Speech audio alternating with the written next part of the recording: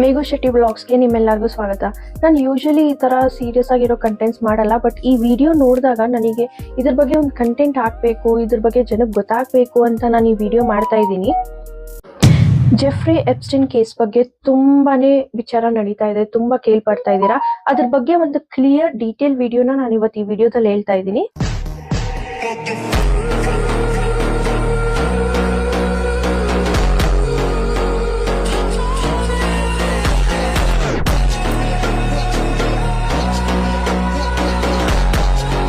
ಸುಮಾರು ದೇಶದ ಪ್ರೆಸಿಡೆಂಟ್ಸ್ ಇಂದ ಹಿಡಿದು ದೊಡ್ಡ ರಿಚ್ ಪೀಪಲಿನ ಲಿಸ್ಟ್ ಇಂದ ಹಿಡಿದು ಹಾಲಿವುಡ್ ಸ್ಟಾರ್ಸ್ ಇಂದ ಹಿಡಿದು ಮತ್ತೆ ಸೈಂಟಿಸ್ಟ್ ವರೆಗೂ ತುಂಬಾ ಜನರ ಹೆಸರು ಒಂದು ಲಿಸ್ಟ್ ಅಲ್ಲಿ ಇದೆ.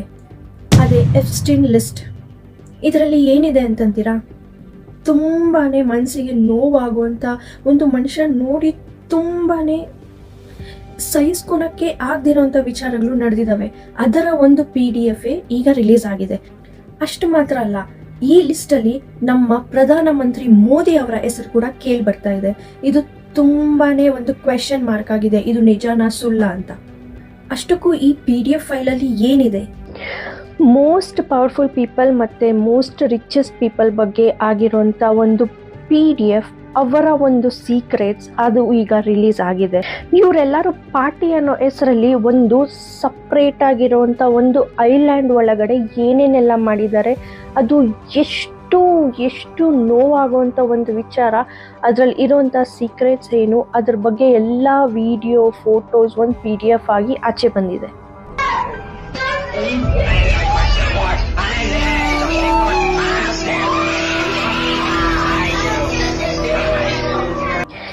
ಈ PDF ಅಲ್ಲಿ ಇರುವಂಥ ಫೋಟೋಸ್ ವಿಡಿಯೋಸ್ ಅಲ್ಲಿ ತುಂಬಾ ಹೆಣ್ಮಕ್ಳಿನ ಫೋಟೋಸ್ ಬಂದು ಬ್ಲರ್ ಆಗಿದೆ, ಕೆಲವೊಂದು ಫೋಟೋಸ್ ಬಂದು ಹಾಗೆ ಇದೆ. ಅದರಲ್ಲೂ ಚಿಕ್ಕ ಮಗುವಿನ ಫೋಟೋಸ್ ಎಲ್ಲ ಬ್ಲರ್ ಮಾಡಿದ್ದಾರೆ.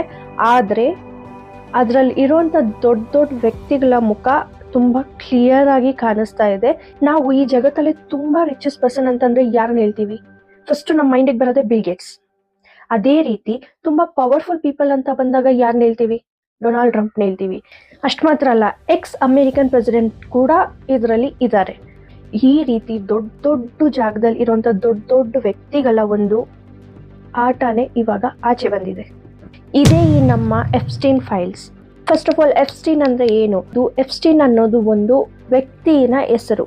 ಆ ಎಪ್ಸ್ಟೈನ್ ಅನ್ನೋ ಒಂದು ವ್ಯಕ್ತಿಯ ಐಲ್ಯಾಂಡ್ ಒಳಗಡೆನೆ ಇಷ್ಟೊಂದು ವಿಚಾರಗಳು ನಡೆದಿದೆ. ಸಿಂಪಲ್ ಆಗಿ ಹೇಳ್ಬೇಕಂದ್ರೆ, ನಮ್ಮ ಊರುಗಳಲ್ಲಿ ಈ ಬ್ರೋಕರ್ಗಳಿರ್ತಾರಲ್ಲ, ಈ ಕೆಟ್ಟ ಕೆಲಸ ಮಾಡೋದಕ್ಕೆ ಬ್ರೋಕರ್ಗಳಂತ ಇರ್ತಾರಲ್ಲ, ಆ ರೀತಿ ಕೆಲಸ ಮಾಡಿರೋ ವ್ಯಕ್ತಿನೇ ಆ ಎಪ್ಸ್ಟೈನ್ ಅನ್ನೋ ಒಂದು ವ್ಯಕ್ತಿ. ಆ ಐಲ್ಯಾಂಡ್ ಒಳಗಡೆ ನಡೆದಿರೋ ವಿಚಾರಗಳೇ ಇವೆಲ್ಲ. ಅಮೆರಿಕಾದಲ್ಲಿ ಗೌರ್ಮೆಂಟೇ ಈ ಎಪ್ಸ್ಟೈನ್ ಫೈಲ್ಸ್ ಅನ್ನೋದನ್ನ ರಿಲೀಸ್ ಮಾಡ್ತಿದ್ದಾರೆ.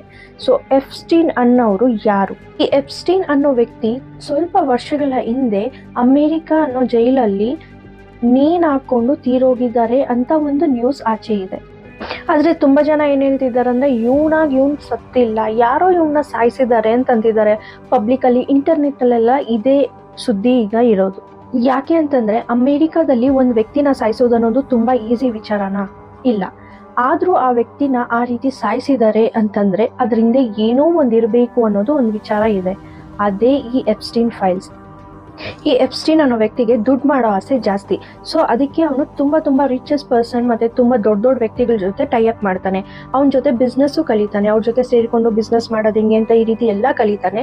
ಆದ್ರೆ ಅವನಿಗೆ ಒಂದು ವಿಚಾರ ಅರ್ಥ ಆಗುತ್ತೆ, ಈ ದೊಡ್ಡ ವ್ಯಕ್ತಿಗಳಿಗೆ ದುಡ್ಡುಕ್ಕಿಂತ ಹೆಚ್ಚಾಗಿ ಖುಷಿ ಪಡಿಸೋ ವಿಚಾರಗಳು ಇದಾವೆ ಅಂತ. ಸೊ ಅದ್ರ ಹಿಂದೆ ಹೋಗ್ತಾನೆ. ಈ ದೊಡ್ಡ ವ್ಯಕ್ತಿಗಳ ಜೊತೆ ಈ ಎಪ್ಸ್ಟೈನ್ ಅನ್ನೋ ಒಂದು ವ್ಯಕ್ತಿ ಕ್ಲೋಸ್ ಆಗ್ತಾ ಇದ್ದಂಗೆ ಈ ಬಿಸ್ನೆಸ್ ಡೀಲ್ಸ್ ಎಲ್ಲ ಅವ್ರ ಕೈಯಿಂದ ಸೈನ್ ಮಾಡಿಸ್ಬೇಕಂತಂದ್ರೆ ಕೆಲವೊಂದು ವ್ಯಕ್ತಿಗಳು ಕೆಲವೊಂದ್ ತರ ಖುಷಿ ಪಡ್ತಾರೆ. ಕೆಲವೊಬ್ರು ಲಂಚ ಕೊಟ್ರೆ ಸೈನ್ ಹಾಕ್ಬಿಡ್ತಾರೆ, ಕೆಲವೊಬ್ರು ಏನಾದ್ರು ಡ್ರಿಂಕ್ಸ್ ಇಸ್ಕೊಟ್ರೆ ಖುಷಿ ಆಗ್ತಾರೆ, ಈ ಕಾಸ್ಟ್ಲಿ ಡ್ರಿಂಕ್ಸ್ ಇಸ್ಕೊಟ್ರೆ. ಅಥವಾ ಕೆಲವೊಂದು ವ್ಯಕ್ತಿಗಳು ಏನಾದ್ರು ಅವರಿಗೆ ಬೇಕಾಗಿರೋಂಥ ಏನಾದ್ರು ಒಂದು ಕೆಲಸನ ನಾವು ಮುಗಿಸ್ಕೊಟ್ರೆ ಖುಷಿಯಾಗಿ ಸೈನ್ ಹಾಕ್ತಾರೆ. ಅಥವಾ ಕೆಲವೊಂದು ವ್ಯಕ್ತಿಗೆ ಬೇರೆ ರೀತಿ ಇರುತ್ತೆ, ಆ ರೀತಿ ಮಾಡಿದಾಗ ಖುಷಿ ಆಗ್ತಾರೆ. ಇದನ್ನೆಲ್ಲ ತಿಳ್ಕೊಂಡಿದ್ದ ಈ ಎಪ್ಸ್ಟೈನ್ ಅನ್ನೋ ಒಂದು ವ್ಯಕ್ತಿ ಈ ರೀತಿ ಅಡ್ಡದಾರಿ ಇಟ್ಕೊಂಡು ಹೋದಾಗ ಇನ್ನೂ ಜಾಸ್ತಿ ದುಡ್ಡು ಮಾಡ್ಬೋದು ಅನ್ನೋದನ್ನ ತುಂಬಾ ಚೆನ್ನಾಗಿ ಅರ್ಥ ಮಾಡ್ಕೊಂಡಿರ್ತಾನೆ. ಅಮೆರಿಕಾದಲ್ಲಿ ಇರೋ ನ್ಯೂಯಾರ್ಕ್ ಅನ್ನೋ ಒಂದು ಪ್ಲೇಸೇ ತುಂಬಾ ರಿಚೆಸ್ಟ್ ಪರ್ಸನ್ಗೆ ಇರೋಂತ ಒಂದು ಹಬ್ಬ ಆಗಿತ್ತು ಆ ಟೈಮಲ್ಲಿ. ಈ ವ್ಯಕ್ತಿ ಏನ್ ಮಾಡ್ತಾನೆ ಅಂತಂದ್ರೆ, ನ್ಯೂಯಾರ್ಕ್ ಅಲ್ಲಿ ಒಂದು ದೊಡ್ಡ ಮ್ಯಾನ್ಷನ್ ನ ತಗೊಂತಾನೆ. ಆ ಮ್ಯಾನ್ಷನ್ ಅಲ್ಲಿ ದೊಡ್ಡ ಪಾರ್ಟಿಗಳನ್ನ ಆರ್ಗನೈಸ್ ಮಾಡ್ತಾನೆ.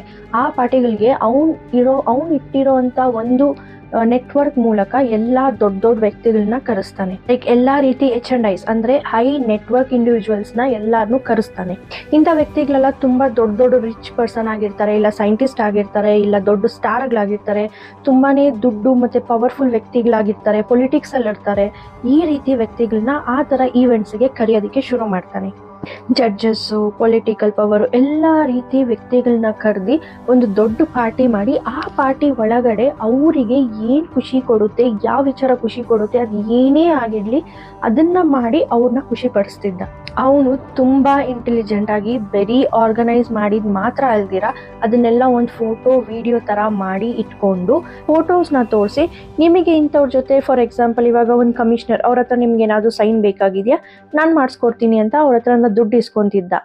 ಅದೇ ರೀತಿ ಆ ದೊಡ್ಡ ವ್ಯಕ್ತಿಗಳನ್ನ ಈವೆಂಟ್ಸ್ ಕರೆದಾಗ ಅವರಿಗೆ ಏನ್ ಖುಷಿ ಮಾಡಿ ಅದನ್ನ ಒಂದು ಫೋಟೋ ವಿಡಿಯೋ ಮಾಡ್ಕೊಂಡು ಒಂದು PDF ಆಗಿ ಇಟ್ಕೊಂತಿದ್ದ. ಅದನ್ನ ತೋರಿಸಿ ಬ್ಲ್ಯಾಕ್ ಮೇಲ್ ಮಾಡಿ ದುಡ್ಡು ತಗೊಂತಿದ್ದ. ದುಡ್ಡು ತಗೊಳೋದಿಲ್ಲದೆ ಯಾರಿಗಾದ್ರೂ ಏನಾದ್ರು ಕೆಲಸ ಆಗ್ಬೇಕಂದ್ರೆ ಅವ್ರ ಹತ್ರನೂ ದುಡ್ಡು ತಗೊಂತಿದ್ದ, ಇವ್ರ ಹತ್ರನೂ ಬ್ಲ್ಯಾಕ್ ಮೇಲ್ ಮಾಡಿ ದುಡ್ಡು ತಗೊಂತಾ ಇದ್ದ. ಯಾರಿಗೆ ಏನೇ ಕೆಲಸ ಆಗ್ಬೇಕಾದ್ರೂ ನಾನು ಕ್ಲೋಸ್ ಆಗಿದ್ದೀನಿ ಇಂಥವ್ರ ಜೊತೆ ಅಂತ ಹೇಳಿ ತುಂಬಾನೇ ದುಡ್ಡು ಮಾಡ್ಕೊಂತಿದ್ದ. ಈ ರೀತಿ ತುಂಬಾ ದೊಡ್ಡ ವ್ಯಕ್ತಿಗಳ ಜೊತೆ ಎಲ್ಲಾ ರೀತಿ ಕೆಲಸನೂ ಮಾಡಿಸ್ಕೊಂಡು ದುಡ್ಡು ಇಸ್ಕೊಂತಿದ್ದ. ಒಂದು ವೇಳೆ ಇವ್ನು ಕೇಳೋಂತ ಕೆಲಸನ ಯಾರಾದ್ರೂ ಮಾಡ್ಕೊಡಲ್ಲ ಅಂತಂದಾಗ ಅವರು ಏನು ಒಂದು ಹೆಣ್ಮಕ್ಳ ಜೊತೆ ಇದ್ದಿರೋ ಫೋಟೋಸ್ ಆಗಿರ್ಬೋದು, ವಿಡಿಯೋಸ್ ಆಗಿರ್ಬೋದು, ಅದನ್ನೆಲ್ಲ ಇವನ ಹತ್ರ ಏನಿರುತ್ತೋ ಅದನ್ನೆಲ್ಲ ತೋರಿಸಿ, ನೋಡು ನೀನ್ ಏನೇನ್ ಕೆಲಸ ಮಾಡಿದೆ, ಇದೆಲ್ಲ ನನ್ನ ಹತ್ರ ಪ್ರೂಫ್ ಇದೆ, ಇದನ್ನೆಲ್ಲ ನಾನು ಆಚೆ ರಿಲೀಸ್ ಮಾಡ್ತೀನಿ ಅಂತ ಅಂತಿದ್ದ. ಸೊ ಅವರು ಎದುರವ್ರು ಯಾಕೆ ಅಂತಂದ್ರೆ ಅವರೆಲ್ಲ ಒಂದು ಸೊಸೈಟಿಯಲ್ಲಿ ತುಂಬಾ ದೊಡ್ಡ ಪೊಸಿಷನ್ ಅಲ್ಲಿ ಇರುವಂತ ವ್ಯಕ್ತಿಗಳು ಮಾತ್ರನೇ ಆಗಿರ್ತಾರೆ.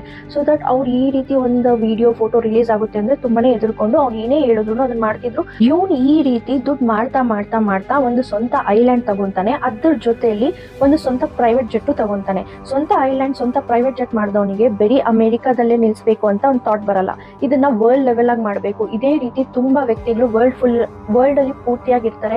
ಪೊಲಿಟಿಕಲ್ ಅಲ್ಲಿ judges, scientist, rich person, actors, ಈ ತರ ರಿಚ್ ಪರ್ಸನ್ಸ್ ವರ್ಲ್ಡ್ ಫುಲ್ ತುಂಬಾ ಇರ್ತಾರೆ. ಇದನ್ನ ಅಮೆರಿಕಾದಲ್ಲಿ ಮಾತ್ರ ನಿಲ್ಸ್ತೀರಾ, ನಾವು ಎಲ್ಲಾ ಕಡೆ ದೊಡ್ಡ ವ್ಯಕ್ತಿಗಳನ್ನ ಕರೆಸಿ ಇದೇ ರೀತಿ ಮಾಡಿ ಇನ್ನೂ ಜಾಸ್ತಿ ದುಡ್ಡು ಸಂಪಾದನೆ ಮಾಡಬೇಕು ಅನ್ನೋ ಆಸೆ ಅವನಿಗೆ ಬರುತ್ತೆ. ಸೊ ಈ ಒಂದು ಐಲ್ಯಾಂಡ್ ಒಳಗಡೆ ತುಂಬಾ ಬೆಡ್ರೂಮ್ಸ್, ತುಂಬಾ ಸೀಕ್ರೆಟ್ ರೂಮ್ಸ್, ಚೈನ್ಸ್, ಲಾಕರ್ಸ್, ಮತ್ತೆ ತುಂಬಾ ಒಂದು ಪಾರ್ಟಿ ಹಾಲ್ಸ್, ಈ ರೀತಿ ತುಂಬಾ ದೊಡ್ಡದಾಗಿ ಇರುವಂತ ಒಂದು ರೂಮ್ಸ್ ಆಗಿರ್ಬೋದು, ಸೀಕ್ರೆಟ್ ಲಾಕರ್ಸ್ ಆಗಿರ್ಬೋದು, ಎಲ್ಲಾನು ಇದೆ. ಸೊ ಇದ್ರಲ್ಲಿರುವಂತ ಮೇನ್ ವಿಚಾರ ಏನಂತಂದ್ರೆ ಅಲ್ಲಿ ಇರುವಂತ ಹೆಣ್ಮಕ್ಳು ಎಲ್ಲ ತುಂಬಾ ಅಂಡರ್ ಏಜ್ ಆಗಿರೋಂತ ತುಂಬಾ ಸಣ್ಣ ಮಕ್ಕಳು ಅಂತಾನು ಹೇಳ್ಬೋದು. ಒಂದು 5 years ಆಗಿರ್ಬೋದು, ತುಂಬಾ ಚಿಕ್ಕ ಮಕ್ಕಳು ಆಗಿರ್ತಾರೆ ಅವರೆಲ್ಲ. ಸೊ ಆ ಒಂದು ಪಾರ್ಟಿಯಲ್ಲಿ ಎಲ್ಲಾ ರೀತಿ ಡ್ರಗ್ಸ್ ಆಗಿರ್ಬೋದು, ಹೆಣ್ಮಕ್ಳಾಗಿರ್ಬೋದು, ಒಂದು 13 to 20 years ಒಳಗಡೆ ಇರುವಂತ ಹೆಣ್ಮಕ್ಳು ಮತ್ತೆ ಚಿಕ್ಕ ಮಕ್ಕಳು ಆಗಿರ್ಬೋದು, ಎಲ್ಲಾ ರೀತಿನೂ ಇದ್ರು. ಅಲ್ಲಿ ಬರುವಂತ ದೊಡ್ಡ ವ್ಯಕ್ತಿಗಳು ಆ ಹೆಣ್ಮಕ್ಳ ಜೊತೆ ಇರುವಂತ ವಿಡಿಯೋಗಳು ಎಲ್ಲಾನು ರಿಲೀಸ್ ಆಗಿದೆ. ಸೊ ಅವ್ನು ಇದೇ ರೀತಿ ಎಲ್ಲಾ VVIP ಹತ್ರನೂ ಇದೇ ರೀತಿ ಬ್ಲ್ಯಾಕ್ ಮೇಲ್ ಮಾಡ್ಕೊಂಡು ವಿಡಿಯೋಸ್ ತೋರಿಸ್ಕೊಂಡು ದುಡ್ಡು ತಗೊಂಡು ತುಂಬಾನೇ ರಿಚ್ ಆಗ್ತಿದ್ದ.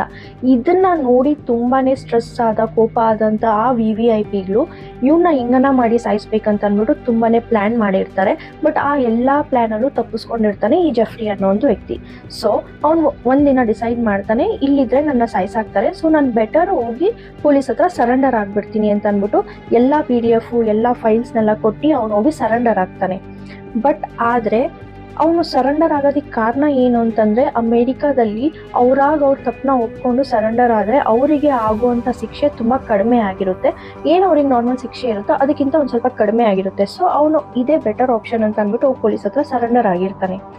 ಬಟ್ ಆದ್ರೆ 2019 ಅಲ್ಲಿ ಅವನು ಜೈಲಲ್ಲಿ ನೇಣು ಹಾಕೊಂಡು ಸತ್ತೋಗಿದ್ದಾನೆ ಅಂತ ಅನ್ನೋ ಒಂದು ನ್ಯೂಸ್ ಆಚೆ ಬರುತ್ತೆ.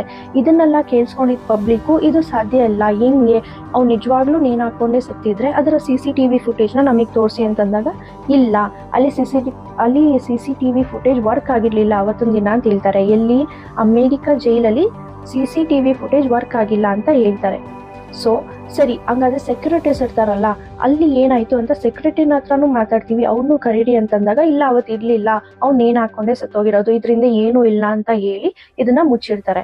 ಬಟ್ ಆದ್ರೂ ಪಬ್ಲಿಕ್ ತುಂಬಾ ಪುಷ್ ಮಾಡಿರೋ ಕಾರಣದಿಂದ 2025 ಅಲ್ಲಿ ಜನ ಪಬ್ಲಿಕ್ ಎಲ್ಲ ಮತ್ತೆ ಇದು ಏನಾಯ್ತು, ಏನು ತಿಳ್ಕೊಬೇಕು ನಾವು ಅಂತ ಮತ್ತೆ ಪುಷ್ ಮಾಡಿದಾಗ ಸೊ ಅಮೆರಿಕನ್ ಗವರ್ಮೆಂಟೇ ಇದರಿಂದ 1% ಆಗಿರೋ ಒಂದು ಫೋಟೋಸ್, ವಿಡಿಯೋಸ್ ಆಗಿರೋ PDF ನ ರಿಲೀಸ್ ಮಾಡ್ತಾರೆ. ಯಾಕೆಂದ್ರೆ ಪಬ್ಲಿಕ್ ಪ್ರೆಷರ್ ಜಾಸ್ತಿ ಆಗಿರೋದ್ರಿಂದ 1% ಆಗಿರೋಂಥ ಒಂದು PDF ನ ರಿಲೀಸ್ ಮಾಡಿರ್ತಾರೆ.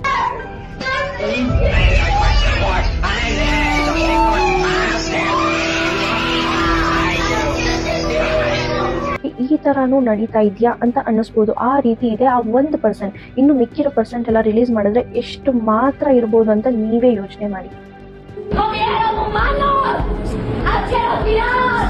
¡Comieron humanos! Yo no estaba enterada de nada. Que había otra de los asesinatos, sí, pero que habían comido humanos. ¡Humanos!